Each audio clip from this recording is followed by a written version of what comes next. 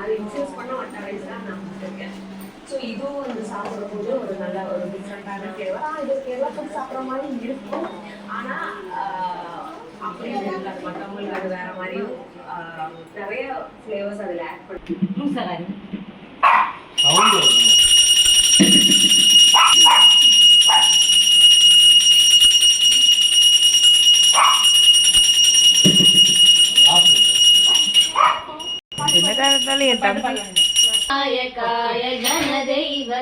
பாட்டு சொல்லுங்க, அது கரோக்கே போடுறேன், மியூசிக் மட்டும் போடுறேன், நீங்க பாட்டு